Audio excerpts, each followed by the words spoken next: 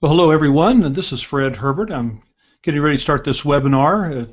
Tonight's webinar is on doing business with China, and today we're going to be focusing on a case study with Mal Bass and one of the projects that he did recently with a client. I think it's going to be a great tool for helping us get a better understanding of doing business with China and developing your China strategy.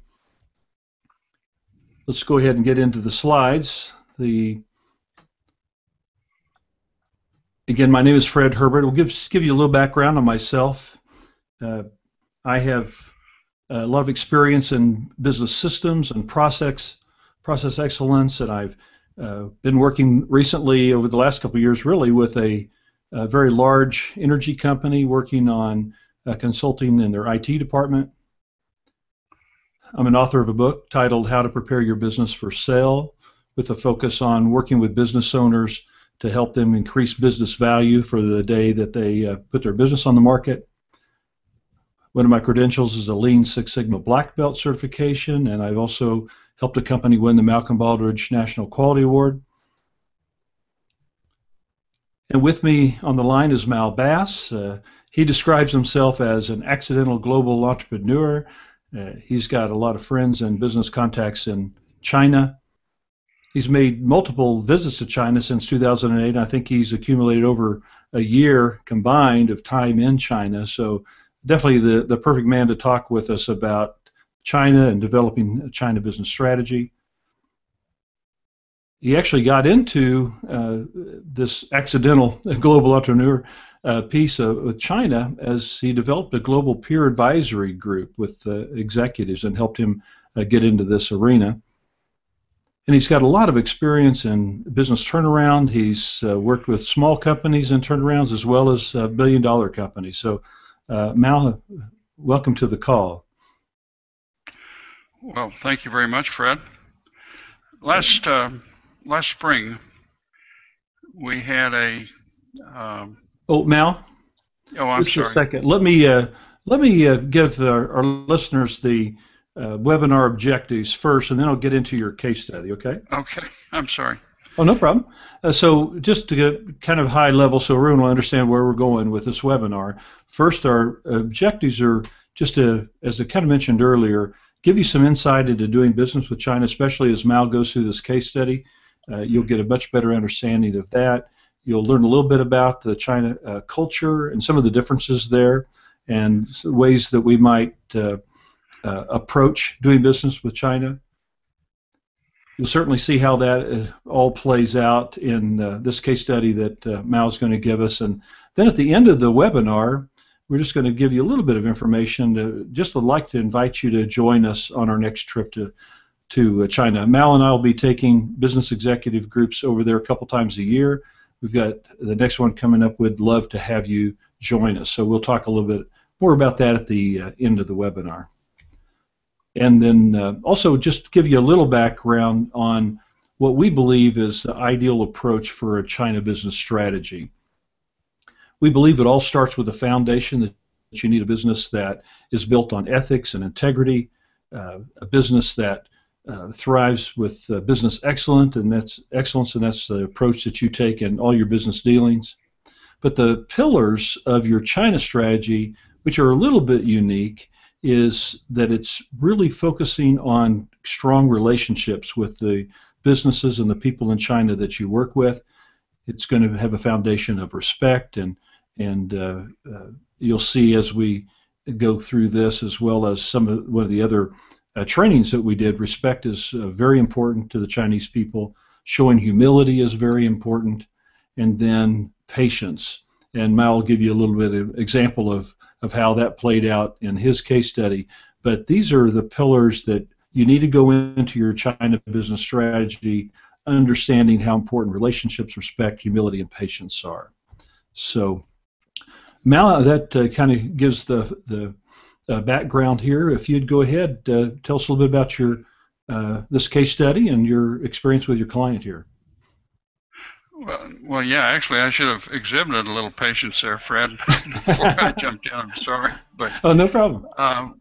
We had a wonderful experience last spring in China in behalf of several, including our client here in the Dallas-Fort Worth area. But a friend introduced me to a man who has a business in this area who makes and distributes high-temperature ceramic fiber insulation. And he had just made a commitment to expand his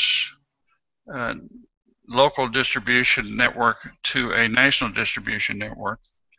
And he felt that we needed to negotiate an exclusive distribution agreement between him and the China supplier in order to protect that investment, so to speak.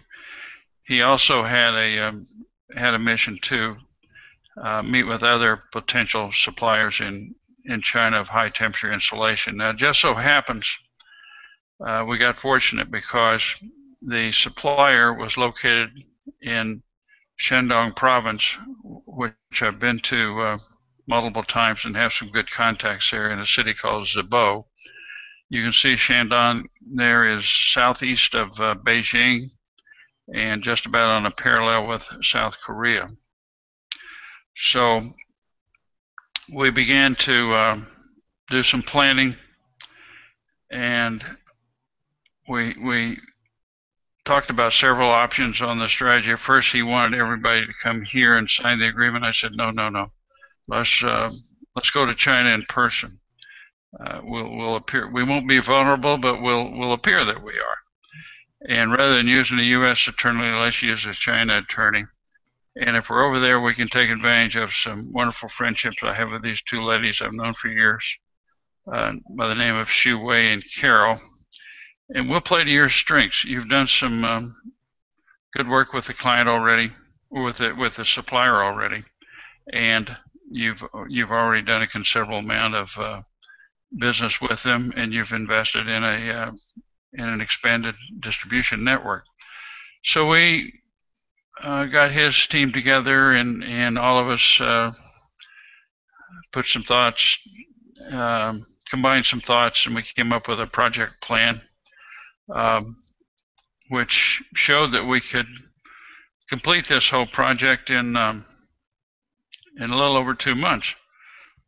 And there was great disbelief in the group, so I went back and said, well, here's a step. Have we got all the steps in here? We would review that again. Yes, we do.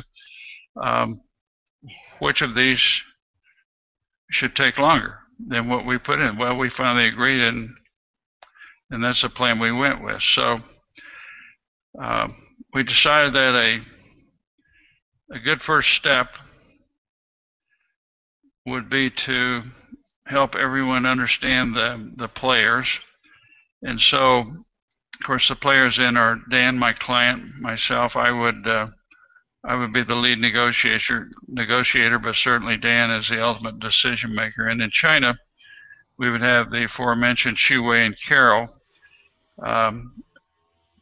The attorney was a gentleman named Mr. Dong. Selena was the assistant to the general manager of the supplier, by the name of the company's called Zibo, Jiuchen. She was our point person and is also the sales manager. Mr. Zhang was the general manager at this facility. So our first step was to think about what we would want to put in a carefully written, I called it a tone-setting letter, to show that we were in this together, and wanted to avoid anything really adversarial. So we talked about current and future growth in his national distribution network, and how it would be advantageous to both parties for him to be able to distribute exclusively in the U.S. or actually in all of North America, and we needed a fair agreement. We explained roles. I would take the lead, and we thought it'd be a good idea to have an introductory Skype call. So as we talked about this, we began to list even more details, and we put all this together in a letter, which we sent to,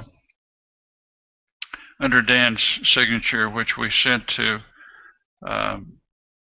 Selena in behalf of all of us, and actually Mr. Zhang, their general manager. So they responded very positively and said that they were receptive to going forth with the plan. So at that stage, I reached out to a lady I've known for about 8 years. I call her the Amazing Xiuwei. She's in a city called Weihai, which is right on the tip of a peninsula near South Korea. But as the project unfolded, that's her on the right and her father on the left. He has a large factory that makes large metal forming and stamping presses. And that's a colleague of hers, Mr. Sun, in the middle. So Xiuwei did all the initial translations, secured the attorney, coordinated with Carol, who lives in a city in the interior of the province called Jinan. She arranged other factory tours for the client, went way beyond the scope of her regular job, and I said we'd be glad to pay her, and she said, no, I'll do that at no charge because you're my friend. And then I said, well, we certainly want to pay the attorney. And she said, no, he's my friend, you're my friend, there will be no charge. So she's an amazing lady. So we began to work on a guideline for the attorney. We wanted to strike a balance between providing enough information without providing so much that it would inhibit his own training and as an attorney and creative thinking. So those are some points there that we thought we did ultimately put in the overview letter to him, try to help him understand everything. It turned out he was a very quick study. I'm sure Xiuwei helped him too. Maybe a key point there is we wanted to avoid the whole agreement being contingent upon a specific forecast, which is kind of traditional there. But there had already been sales credibility created because the client had done $1 million with them in the previous year. So it, in my mind, it just avoided a potential source of conflict. And of course, we wanted to cover we wanted the agreement to cover future products made by Zibo, Jiuchen, or actually products maybe bought and sold by them in their captive trading company, and that I'd be the front person, and of course Dan, the client, would be the ultimate decision maker. So when the translations got fairly complex, Xiuwei's English is good. Carol's is excellent. Carol is an amazing person also, and her day job, so to speak, is a chief engineer for a division of China Unicom, which is a large state-owned enterprise in China, and I think the #2 telecom company in all of China. We're all mutual friends. I met them. They have U.S. MBAs, and that's how I met them. And we agreed that she would join us in Zibo for the final meetings with the supplier. Zibo is only about an hour from Jinan, where she lives. So we commenced to work on the final draft of the agreement. The first negotiation was actually with the attorney, and so something we had only started out as an idea like a little over 3 weeks before came to fruition right on plan on the 19th of April last year when he provided the original draft. So we got that all reviewed and sent it back to him on May 25th, and with everything. Of course, he was all his writing was in and reading was in Mandarin, so we always had that translation challenge to deal with, which is fairly normal. So We got it in a form to send it to the supplier, Zibo Jiuchen, and began to negotiate with them. You want to, can you, oh, there we go, Fred, thank you. So the negotiation, this is just kind of an overview of the negotiations, but the first was involving the attorney, and then the second phase got a little more simplified as we had direct discussions with Selena representing Zibo Jiuchen, and Carol helped immensely by, when we started talking to them on the 13th of May, by structuring it so the paragraphs were alternately, the same paragraph was in Mandarin and English, so everybody could follow it. All language speakers could follow the whole agreement. There was some give and take, a couple of phone calls, a couple of Skype calls, but we eventually reached a tentative agreement on the 7th of June of last year, just a little less than a year ago. So we'd already made plans. We had a contingency week there, but we'd already made plans to go over there on arrive there on Saturday the 15th. We spent that, Xiuwei met us. We visited some other plans that weekend, and then that Monday the 17th, we decided it was pre-planned that we would meet with the attorney one last time before we went to Zibo. Well, he dropped, to use our expression here, he dropped a bombshell. That's Mr. Dong, the attorney there with Xiuwei, but he had 3 or 4 changes modifications he wanted to make to the agreement. And I thought, oh no, what are they going to think? And I looked at them, and they all made sense. They weren't of the highest priority, but they made sense. So I said, Dan, we got to put it in there and just take our chances. So Xiuwei was busily writing these down, and I was trying to, and receiving them in Mandarin and telling me in English, and I was trying to write them down because I knew I had to write a note to Carol so she could get a hold of Selena at the factory and send her the updated version.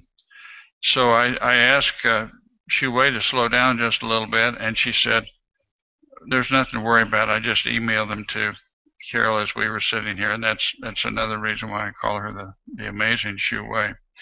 So we got that behind us and had a nice lunch with Mr. Dong and Xiuwei and the client and I.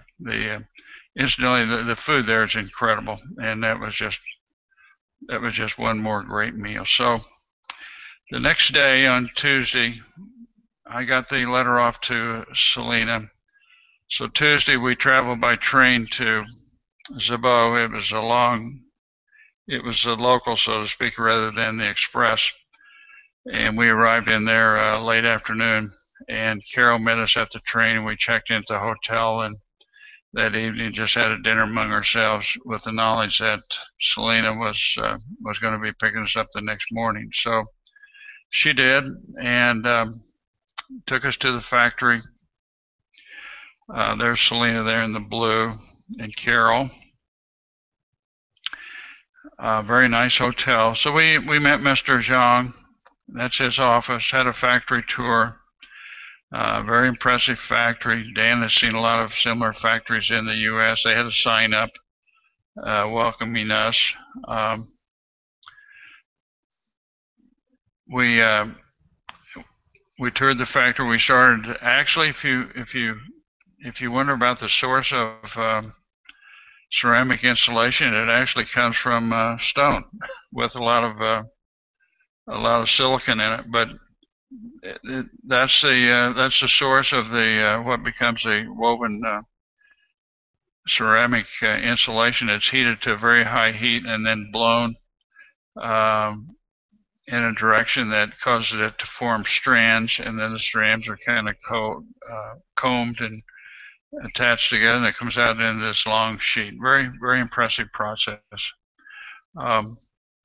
So we'd gone to lunch after that, and we came back, and there's another view of the factory. They have rigid and they have flexible. We came back not knowing what to expect. That picture there shows a shipment actually being loaded into a container to be shipped to Dan from a previous order. There's Carol, who I've known for years, in Mr. Xiong's office. So we waited in the afternoon. Nothing was mentioned. A lot of chatter. We waited and we waited and we waited, and finally, about 4:30, maybe even closer to 5, Mr. Xiong got out the two flags there and suggested to Dan that we get a picture of them shaking hands. So in my own mind, I call that the turning point. I thought that was a very good point. Now, to this day, I'm not sure what the delay was, maybe to read us to see whether we revealed any kind of deception in our body language or facial expressions because of the changes that we had to make in the agreement. And possibly they had their own attorney checking the changes. But nevertheless, about maybe 6 o'clock or so, his staff started bringing in copies of the agreement, and the signing process started. It was a very moving experience for all of us. It was kind of the culmination of 2 very interesting months of hard work and a lot of thinking and cooperation and plans that for the most part worked. So we all got a lot of pictures taken, and so that night, later than normal, we celebrated with a wonderful dinner. Now, I have been blessed to have been entertained in a lot of restaurants in China. This is maybe the most elegant one I've ever been in. Many of the many restaurants there leave no concern about fresh seafood because they're all sorts of fish and crabs and mussels and oysters and everything are in tanks right in the lobby. You just go over and say, well, I'd like to have that one, or I'd like to have that one. So, terrific meal. We were joined by, there I am between Mr. Xiong and Selena. We were joined by a couple of other businessmen, one of his staff people, the owner of the owner-manager of the restaurant. There he is, there in the blue shirt with the white collar, and the attorney. So it was just a great evening. Lots of great discussion. No discussion of the agreement per se. They seemed happy. We were happy. Dan was extremely happy. So the next day, we'd left a contingency day in our plans, and the next day was kind of a free. So they asked us what we wanted to do: go see some caves or go to this so-called old city. Well, there's an old city right there. An old city in the U.S. would maybe be 200, maybe 300 years old. This goes back to 1400, and it's just an amazing place. Several blocks long, several blocks wide, and we spent maybe 3 or 4 hours in there, and it absolutely fascinating. That evening, we went to Mr. Xiong had to leave town that day, but Selena and one of her assistants took us to a restaurant that actually was about the size of a large basketball arena, and inside they had the equivalent of a botanical gardens. And she said they call it the biology restaurant. Again, had the all the seafood, live seafood in tanks, and it was a great evening. So Friday morning we got up and Selena and one of her salespersons took us to the bus depot. So it was the ladies decided it'd be better to take the bus back rather than the train. So we left that morning and finally arrived back in Weihai that evening, where Xiuwei was waiting for us. She had asked Selena to get the phone number of the bus driver, and she had called the bus driver intermittently throughout the day and knew exactly the precise stop of among many that the bus made returning back to Weihai. And of course, true to her behavior, was right there waiting for us when we got there. So we had another wonderful dinner with Dan and Xiuwei, and it was kind of a way of celebrating all the work that everybody had done. So the next morning, Dan, it was planned that this was on a Saturday, so Dan left for the U.S. and I stayed in Weihai for a few days, working on some other projects that Xiuwei and I were working on. So wonderful experience. We got to apply a lot of the principles that we have shared in the earlier part of the presentation. Had we been pushy or impatient during that time when we were waiting for a response and the opportunity to sign the agreement, it could have blown the whole thing. So we were applying, what we'd learned from our experience many, many times. So we, over the years, we have helped several companies develop some relationships in China for both the export and import. One company in particular imports shea butter from the country of Chad in Africa and turns those into lotions, creams, cosmetics, natural creams. We helped them find a distributor in China, and they helped them advise them on the negotiation of a distribution agreement in China, which is a multi-million-dollar deal. They continue to develop new products for that same distributor.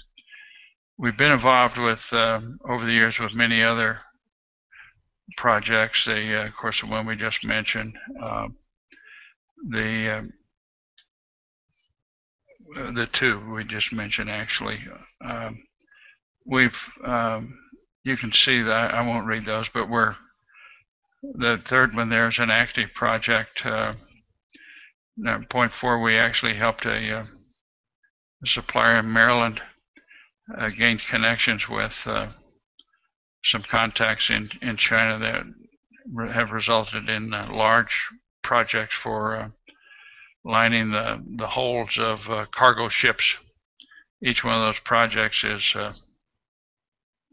several $100,000.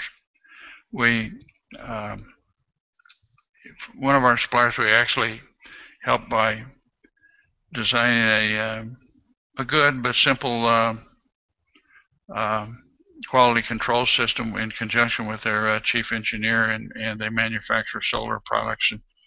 And the business, we're working with them on importing a new product right now that has a potential of several millions in sales. So you can see some of the other projects. Some of them, several we're involved in, still involved in personally.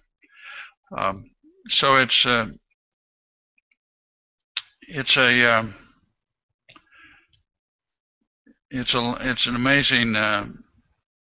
amazing country. The people are fantastic. What they've accomplished over there in 30 years is unbelievable. They do have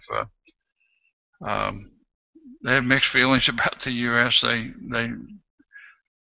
They like us, but they're a little wary of us too because of some of the early visits over there when everything opened up, and experience with those who took advantage of them. But once you get to know them, they're exceedingly smart and have great qualities and are kind and just a joy to work with. So, Fred, why don't you go to the next slide, and I think you're going to wrap things up here for us.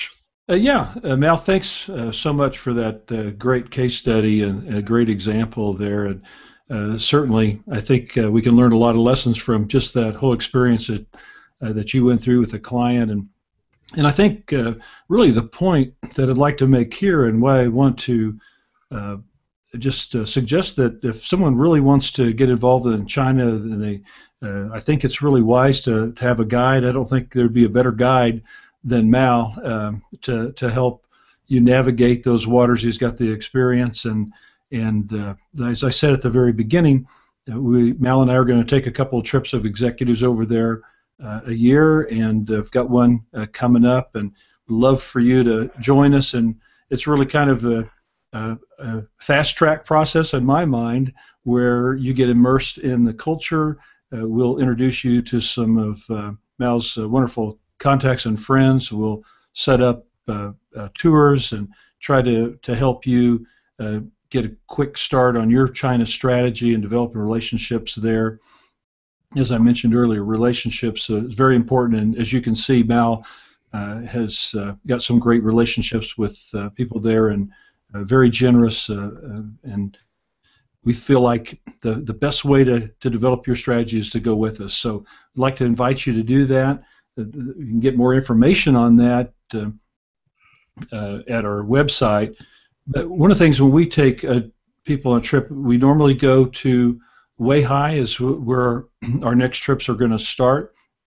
And so all we're asking our clients that go with us on this trip, they cover their flights to Weihai, and we'll cover everything else. It's kind of like an all-inclusive except for your flight. We're going to cover your 5 days there, 5-night stay. We'll cover all your transportation and meals while you're there, and we'll take care of the translators, and we'll just get you involved and have some of the same kind of experiences that Mal shared with us, and get to know the people of China and that culture in a much deeper way, so you can use this as kind of the foundation of your China strategy as you want to develop either export or import relationships there. So love to have you come with us. Just a quick place to find out a little bit more about it. I've got a web page set up on my website, fredherbert.com /China. So you can go to that, and we'll give you the dates and a little bit of more information about the next upcoming trip. And then also you can contact either Mal or myself directly. Here are our phone numbers and our primary email addresses that you can reach us at. So feel free to call us or to email us if you'd like more information, and we'd love to tell you more about it. We'd love to discuss with you whether this would be a good fit for you, and see if we can schedule you to come with us on our next trip. Any other parting thoughts, Mal, about our trip and how we might be able to help clients on a trip like this? Well,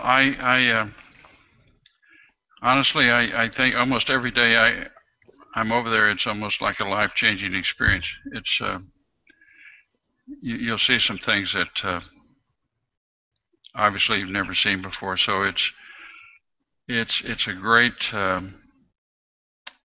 great opportunity to learn, and the opportunities are relatively endless. Great. Well, fantastic. Mal, thanks again for sharing this great case study and what we can learn from it. And as I mentioned earlier, we've got some other content out there. I've did a video about understanding China culture and some of the differences there, and I'd love for you. It's a little bit more on China strategy, business strategy too. So you can find that also at fredherbert.com /China. And again, we'd love you to go with us and share any more information we can with you. So give us a call, send us an email, check out our other training, and we'd love to have you. So thanks again for taking the time to watch this webinar, and I hope we can see you or talk to you in the future. Thanks.